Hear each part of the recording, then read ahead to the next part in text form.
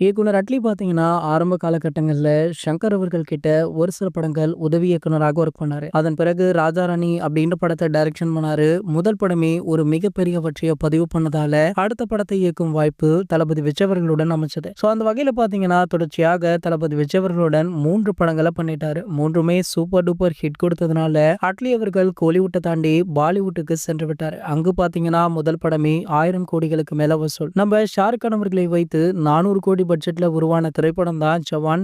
இந்த படம் பார்த்தீங்கன்னா, அங்கு 1000 கோடிகளுக்கு மேல வசூலை ஈட்டியது.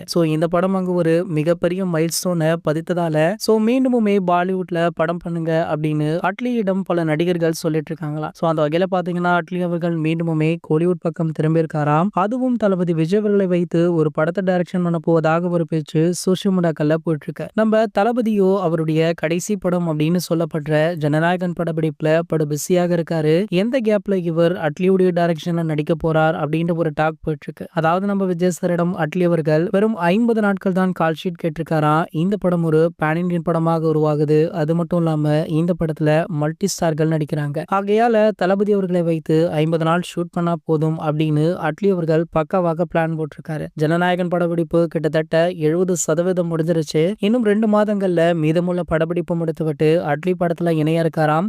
இந்த படம் பாத்தீங்கன்னா ஒரு ஸ்போர்ட்ஸ் மூவி அப்படின்னு சொல்லப்படுது. ஆகையால தளபதி ரசிகர்கள் தற்போது கில்லி படம் மாதிரி ஒரு படத்தை கொடுங்க அப்படின்னு கமெண்ட் பண்ணிட்டும் இருக்காங்க. இது போன்ற சினிமா செய்திகளை பத்தி நீங்க உடனே தெரிஞ்சுக்க நம்மளுடைய தளபதி 360 அப்படின்ற நம்ம சேனலை சப்ஸ்கிரைப் பண்ணிக்கோங்க.